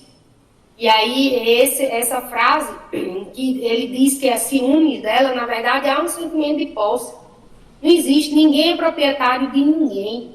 Não existe isso, você é minha, não é de mais ninguém, e vai lá e comete um crime de feminicídio. A vida da gente, eu costumo dizer no grupo reflexivo de homens, né? Nossa vida ela é feita de muitos ciclos. Nós iniciamos, começamos, mudamos de cidade, mudamos de profissão, e a vida segue, a vida continua. E por que não iniciar e terminar, de fato, um relacionamento? Então, essa concepção, ela tem que ser vista e tem que ser avaliada. O violentômetro é quando você tem que tomar uma atitude de ter cuidado, de reagir e de pedir ajuda. Eu vou aqui acelerar um pouco, estão me pedindo para acelerar, que vocês têm horário para sair. Mas é muito importante esses próximos slides que eu vou falar. A mulher, ela não denuncia uma agressão. Primeiro porque ela tem medo do agressor. Depois porque ela se preocupa com a criação dos filhos. Depende financeiramente do agressor. E por esses motivos, ela não leva a denúncia adiante. Esses questionamentos, qual o percentual de mulheres que não relata a violência nem sequer para a sua família? 52%. Qual o principal motivo que uma mulher faz com que ela continue naquela relação? Ela vai dizer que ela tem medo dele. E qual o percentual de filhos que testemunham, que nós chamamos de vítimas secundárias? 76% dos filhos que testemunham uma violência, eles tendem a tendência de reproduzir isso na vida adulta. Então, se o menino vê que o pai bate na mãe, com certeza ali a incidência dele bater numa mulher, numa companheira, é muito grande. Como da menina, de ver que o comportamento da mãe ele é mais submisso e de aceitar aquela situação. 3 violências que mais acontecem, a física, a psicológica, que eu já mostrei, e o que é que faz com que um homem continue agredindo a sua esposa? Essa é uma pergunta que a gente não sabe a resposta. O que é que faz com que eles continuem numa situação de violência, ainda que seja acontecendo aquelas brigas reiteradas? E ali desemboca, de fato, no que eu falei desde o início, a concepção, a educação machista, a diferença absurda de conceitos de homens e mulheres e o fato dele não aceitar o final aí da relação. Nós temos quase 70%, temos todas essas estatísticas, eu vou mostrar aqui para vocês rapidamente, mas chamar a atenção aqui para vocês, a mais importante, que é a do Maranhão. Deixa eu passar, eu tinha muita coisa para falar ainda aqui, mas a capitã Camila ainda vai falar e eu vou encerrar a minha fala. No Maranhão, em 2022, foram 69 mulheres que foram mortas por companheiros e ex-companheiros. Isso aumentou, porque no ano anterior foi 57. E nesse ano, até abril desse ano, esse dado aqui está bem novo. Nós tivemos já 10 mulheres assassinadas nesse ano de 2023. O Brasil continua em 5º lugar, é o país que mais mata no mundo. E aqui eu trago algumas frases de violência psicológica, porque a pessoa acha que é só violência física, mas jogou um copo de cerveja em mim, só que ele nunca me bateu, ela acha que ali não é uma violência, e é. Sempre desqualificou a minha opinião, mas ele nunca me bateu. Aqui eu deixo a dica de quem puder assistir aquele seriado Made, MAID, no Netflix, ele trata sobre a violência psicológica. E é extremamente importante para você ver a diferença. Todas essas frases foram tiradas de processo. Você vai se arrepender se fizer isso, eu fiz porque você mereceu. Você nunca vai encontrar alguém melhor que eu. Nenhum homem vai querer você. E se for para a justiça, vai ser pior para você.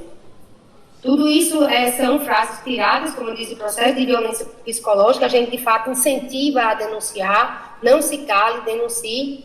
E eu trago aí para vocês, todos os dados de Disque Denúncia, no Maranhão, Central de Atendimento à Mulher, a própria Polícia Militar. E agradeço, eu tinha ainda muito o que falar, mas aí a gente precisaria ter tido aqui quase que um dia inteiro para eu conversar com vocês sobre outras situações. Muito obrigada pela atenção. Agradeço mais uma vez aí a todos, em especial ao Vitor, e agradeço o convite de estar participando com vocês. Nossos agradecimentos, então, doutora Sandra, pela palestra. E, tendo em vista também o tempo, passaremos, então, logo para a capitã Camila, comandante da Patrulha Maria da Penha, para seguir, então, a sua palestra. Tá. Eu vou me despedir de você, vou me despedir porque eu tenho um compromisso logo mais. E realmente também passou o tempo, eu nem senti. E aí eu não vou poder ficar aqui para acompanhar, infelizmente, Tenente Camila. Mas desejo aqui uma excelente palestra, muito obrigada e gratidão por estar conosco nessa tarde. E se alguém tiver alguma dúvida, pode fazer para o Vitor e ele me encaminha e eu encaminho uma resposta por WhatsApp. Tá bom? Boa noite a todos. Obrigada. Um abraço, doutora. Tchau, tchau. Tchau. Pessoal, boa tarde.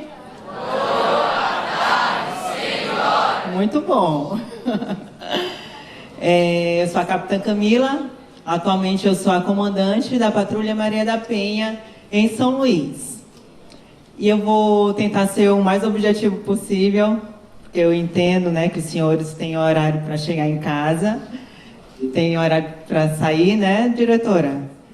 Então, eu vou tentar pular um pouquinho o início da minha apresentação, porque muita coisa a doutora falou, a doutora Sandra, que é uma grande entusiasta dessa questão da violência doméstica aqui no estado. Então, eu vou falar um pouquinho da atuação da Patrulha Maria da Penha no enfrentamento à violência doméstica e familiar. Por que é tão importante dialogar sobre a violência contra a mulher? E quando a gente tem um público assim tão jovem, é muito importante esses espaços, né? esses diálogos, porque a gente entende que a violência contra a mulher, a melhor forma de combatê-la é através da prevenção. E os senhores, tão jovens, precisam identificar se vocês estão sendo agressores ou se vocês, meninas, estão sofrendo essa violência doméstica. Por quê? Porque, em média, cerca de 7 a 10 anos é o tempo que leva uma mulher a procurar ajuda. E nós queremos que esses dados sejam reduzidos, né? Na verdade, o nosso intuito é que a violência doméstica seja verdadeiramente combatida. E por que existe ainda a violência doméstica? Porque nós temos uma cultura machista. Infelizmente, é verdade. Não é mimimi de mulheres. Está aí os dados estão aí provando o quanto a nossa sociedade é machista e patriarcal, né? A gente nasceu com essa percepção que as meninas têm que se submeter aos homens. E quando a gente fala de machismo, é a ideia, é o pensamento que a mulher é inferior ao homem. E ele tem a força, ele que é superior, que ele determina o que é que a mulher tem que fazer, o que é que tem que deixar de fazer. É uma violação dos direitos humanos e fundamentais, isso sem dúvida alguma, né? Diariamente a gente vê a violência doméstica nos telejornais, nos noticiários, e, infelizmente, várias mulheres passam por violação dos direitos humanos, a dignidade, a vida. A sua dignidade diariamente é afetada. É um fenômeno que atinge vários setores, né? Saúde, quer seja por assistencialismo, o psicológico, atendimentos a hospitais. Segurança, né? Nem se fala. Nós temos a Patrulha Maria da Penha, que é dedicada exclusivamente para os atendimentos às mulheres vítimas de violência com medidas protetivas. Mas, diariamente, mais de 80%, cerca de 80% das ocorrências diárias é por conta de violência doméstica. Aí, esses prontos atendimentos, quem faz é a viatura diária, que a gente não iria suportar, né? É muita demanda. Trabalho em conjunto, né? Família, sociedade e poder público. Só através dessas 3 instituições nós conseguiremos combater a violência doméstica. E é por isso que nós estamos aqui, né? Para chamar a sociedade, vocês também, a combater essa violência. Pode passar. Desculpa. A violência doméstica contra a mulher acontece em todas as idades, classes sociais, etnias, religiões, opções sexuais. Então, os dados mostram que a maioria das mulheres que sofrem violência são negras de baixa renda, mas não é uma regra, né? Existe sim mulheres, policiais, juízas, promotoras, mulheres de alta sociedade que nós já atendemos através da Patrulha Maria da Penha.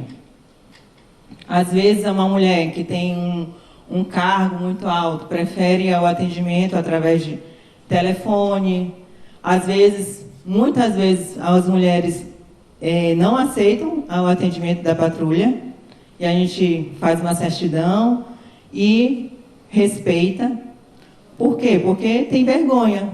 Tem vergonha das visitas que nós fazemos, tem vergonha de estar uma guarnição, né, uma viatura lá na porta da sua residência e os vizinhos comentarem. Então, existe essa questão. Pode ocorrer em qualquer âmbito, no trabalho, no casamento, né, tem agressão física, ameaça, calúnia, estupro. Na sociedade, a coisificação, né, através da exploração do corpo pela mídia, o atendimento desumano nos postos de saúde, que acontece muito. Eu já ia falar de novo. Ditados populares. Esses daí são algumas frases que nós escutamos muito, né? O tapinha não dói, ciúmes são demonstração de carinho, de amor, mulher gosta de apanhar mesmo. E são algumas frases que machucam, né?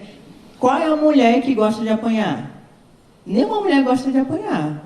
Nenhuma mulher gosta de ser humilhada, de sofrer agressão física. E isso é também uma violência. Para que serve a Lei Maria da Penha? A doutora Sandra bem falou, né, sobre a Lei Maria da Penha, mas eu vou só ressaltar basicamente 3 princípios fundamentais da Lei Maria da Penha, que é coibir e prevenir a violência doméstica e familiar contra a mulher.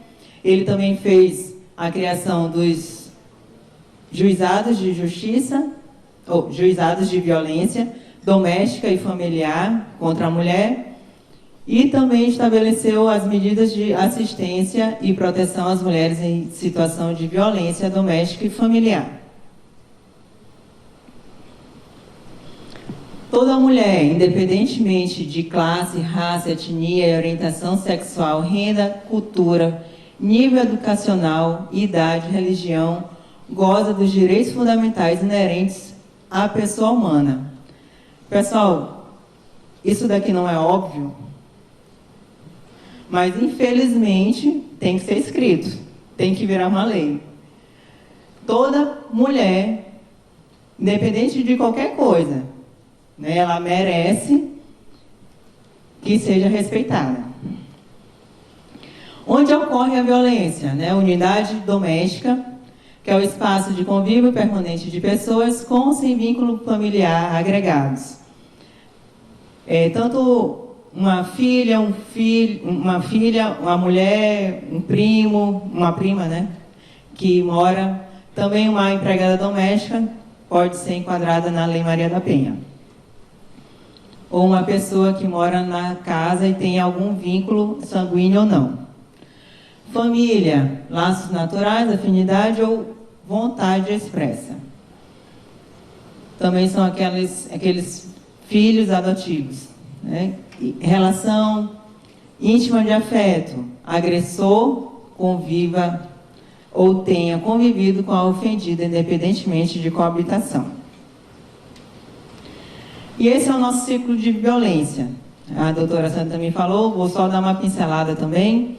Apesar da violência doméstica se apresentar de diversas formas, ela apresenta através de um ciclo, né? Ela tende a seguir um ciclo. E começa com o primeiro momento, é a tensão.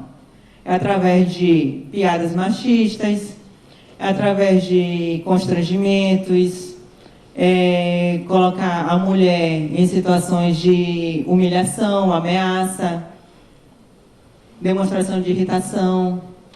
Depois começa com a violência, o ataque violento, né, através da perda de controle e materialização da tensão através de atos de violência, que aí já começa uma agressão mais propriamente dita. Isso, isso, começa a falar mal dos seus amigos também. Isso, manda ela não ir mais para a casa da mãe, não conversar mais com a amiga, porque ela é má influência.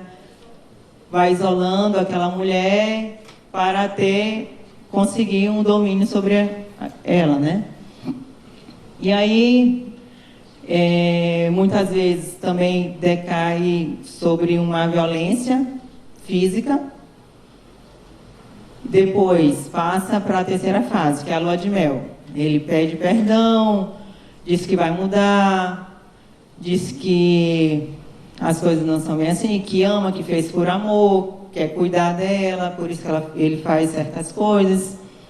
E passa um bom tempo, depois volta o ciclo, né? A tensão, aquelas humilhações, aquelas brigas mais acentuadas, e tende a aumentar o nível da agressão. E também o intervalo de tempo também começa a diminuir. E muitas vezes, se não tiver uma intervenção de um terceiro, ou se a própria vítima não se perceber nesse momento que ela precisa de ajuda, que ela precisa parar aquela violência, pode muitas vezes recorrer sim a um feminicídio. Dificuldades da mulher em romper o laço afetivo. É muito fácil para a gente que está do lado de fora julgar uma mulher. Se ela está sofrendo uma agressão, por que ela não sai desse relacionamento? Mas nem sempre é fácil. Algumas mulheres, depois do da segunda agressão, conseguem sim, mas isso é uma exceção. Muitas vezes, ela tem filhos, mesmo quando não tem filhos, tem um laço afetivo. Ela se apaixonou por aquela pessoa. Ela não vê ele como um criminoso.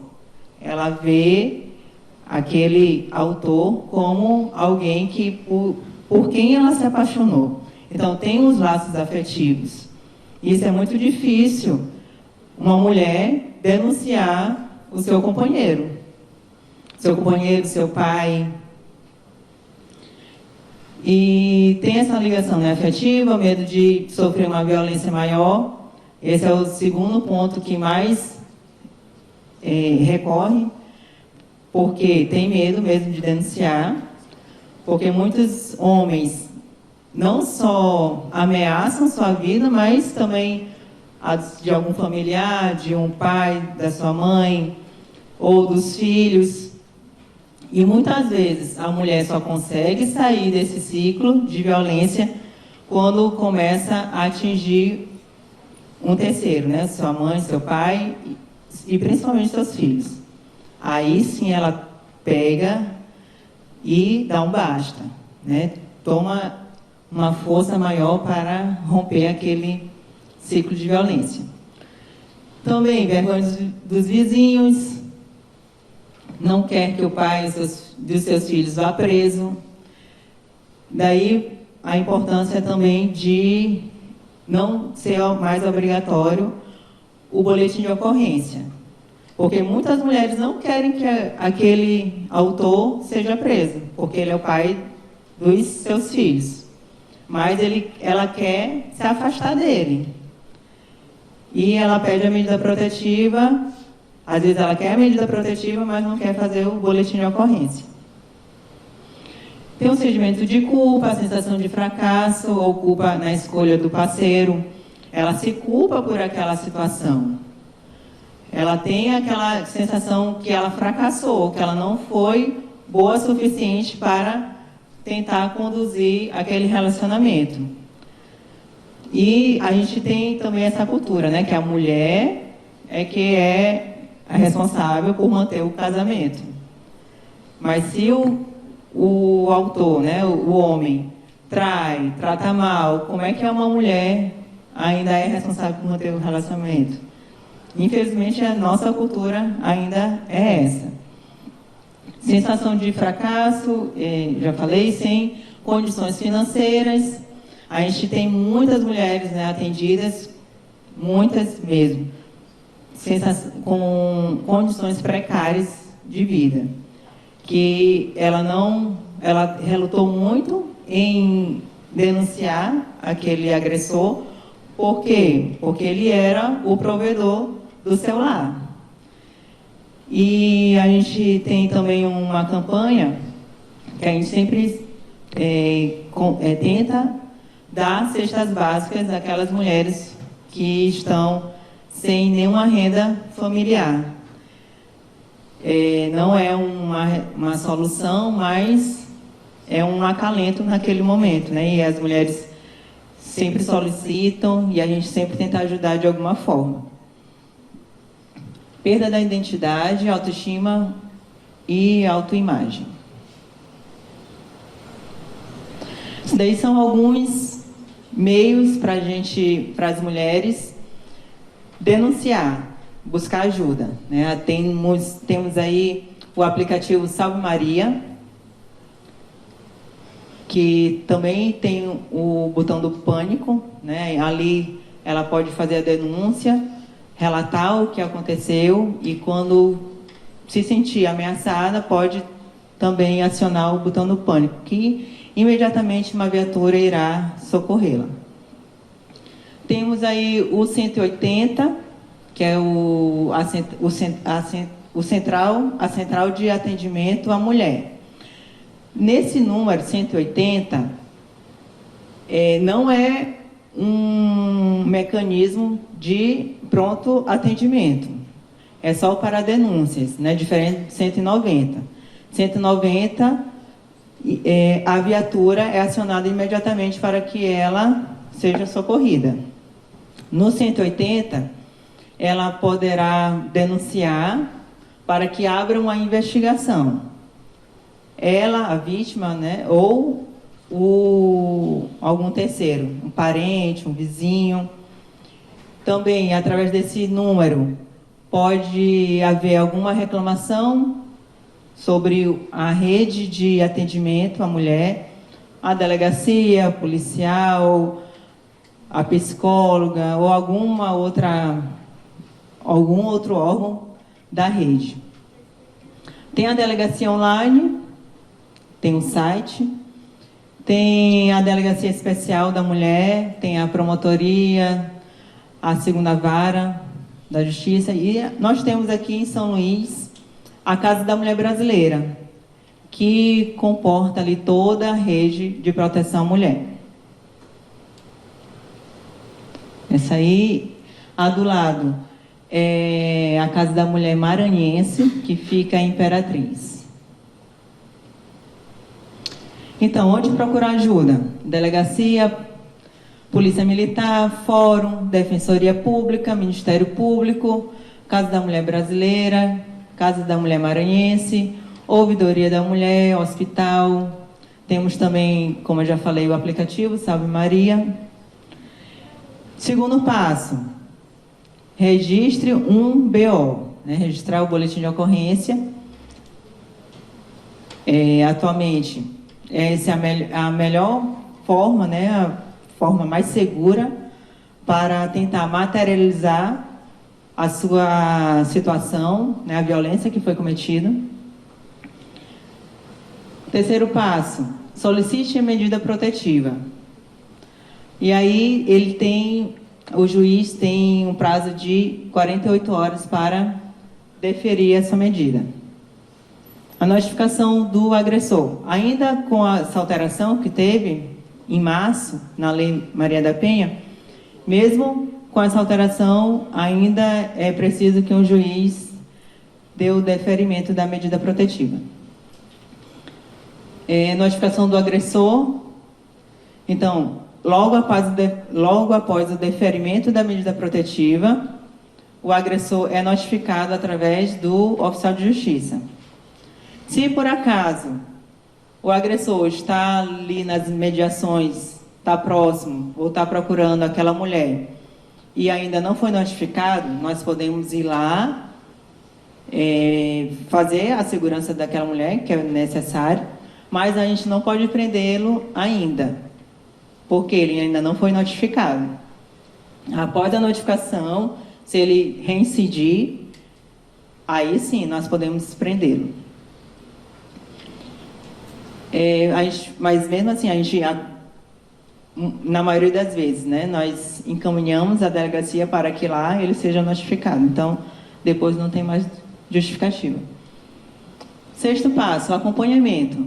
Após o afastamento ou citação do autor de violência doméstica familiar, inicia-se o acompanhamento da vítima, de forma humanizada e acolhedora, pela Patrulha Maria da Penha. Então, nós da Patrulha Maria da Penha, todos nós fomos capacitados para que a gente não julgue aquela mulher. E isso acontece muitas vezes, não só por parte dos policiais, né, por parte até dos familiares. Então, a gente busca atendê-la de forma humanizada, né, de forma acolhedora, porque a mulher está em um estágio totalmente fragilizado. E ela precisa de um apoio, de uma atenção. Muitas vezes a gente tem que dar uma de psicólogo, de assistente social e de conselheira. Então, não é qualquer pessoa que tem que estar na Patrulha Maria da Penha. A gente realmente tem que ter aquele olhar mais sensível àquela mulher. Além da capacitação, né, a gente verifica qual o perfil daquele policial, se ele tem mesmo a capacidade e o perfil de estar naquela viatura, né, de estar naquele atendimento. Todas as nossas viaturas tem uma mulher, tem uma policial feminina, obrigatoriamente precisa ter uma policial feminina para fazer a coleta dos dados, para fazer aquele primeiro atendimento. E não basta ser policial feminina, tem que ter mesmo o perfil de uma policial humanizada, acolhedora, que busca ali naquele pronto atendimento não só proteger aquela vítima, né, mas de ajudá-la, de aconselhá-la, de buscar melhorias e orientar ela de alguma forma. A Patrulha Maria da Penha foi criada através do decreto estadual em 20 de maio de 2016, mas nós só chegamos a atuar de verdade em fevereiro de 2017. Esse agrupamento da Polícia Militar é responsável pelo acompanhamento das vítimas de violência doméstica familiar e fiscalização do cumprimento das medidas protetivas de urgência. Aqui em São Luís, como a demanda é muito grande, a gente consegue somente atender aquelas mulheres com medidas protetivas de urgência. No interior do estado, já consegue um pouquinho ampliar também para os prontos atendimentos. E aqui nós temos somente 2 viaturas, infelizmente, né? A gente tem um déficit muito grande, não só da patrulha, mas em toda a polícia, de efetivo e de viatura. Mas, em média, nós conseguimos atender 25 mulheres em situação de vulnerabilidade. Aí, como eu já falei, a criação, a atuação da patrulha. Desde 2017, nós já conseguimos efetuar a prisão de mais de 730, por aí, não foi? 730 prisões por descumprimento de medida protetiva. E já estamos a mais de 47 mil. 754. Isso. 754, quase acertei. Prisões de agressores, né, por descumprimento de medidas protetivas. E mais de 47 mil atendimentos.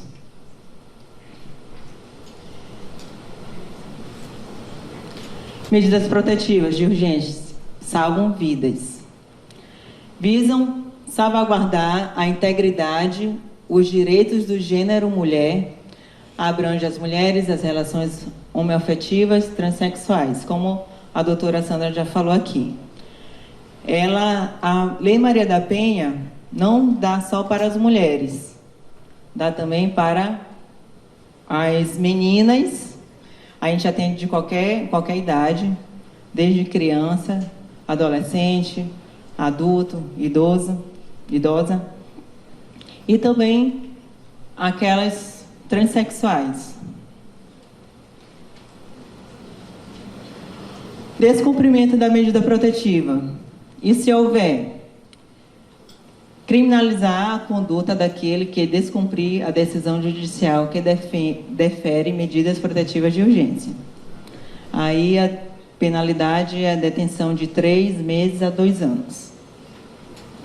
Além dos nossos atendimentos ordinários, nós damos palestras, entregas de cestas às atendidas, ações sociais, projetos.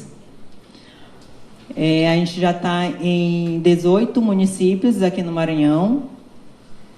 Vou tentar lembrar alguns. Me ajuda aí, Venan. São Luís, que é a grande ilha, né? A gente atende tanto o Passo do Lumiar, Raposa, São José de Ribamar, tem Imperatriz, Santo Inês, Açailândia, Caxias, Presidente Dutra,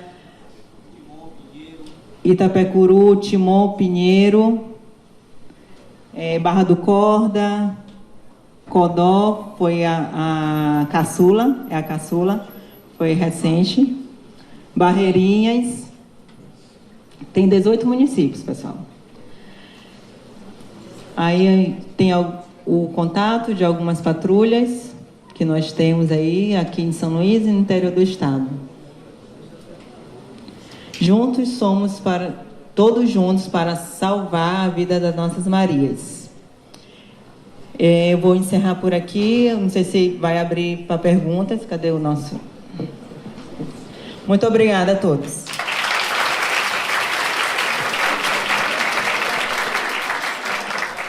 Obrigado, Capitã Camila, perdão.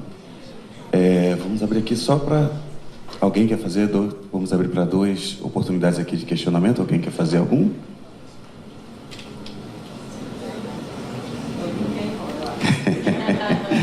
Bem, não havendo, então vamos passar então para o encerramento. Convidar o Paulo para entregar aqui o certificado para a Capitã Camila.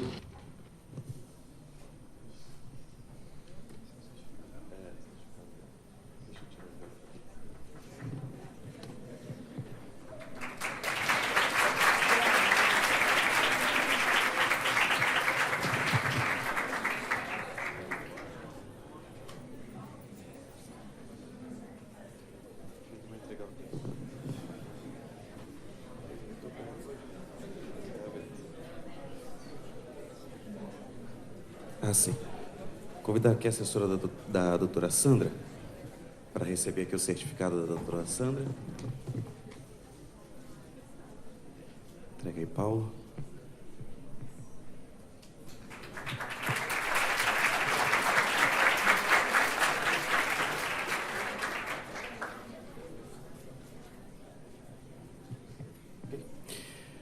Sendo assim, agradecemos mais uma vez a presença de todos vocês. Convidamos, para que sempre que for preciso, sempre que for necessário, pode visitar o Centro Cultural do Ministério Público. Temos ali fora, inclusive, uma exposição do centenário do time do Sampaio Correia.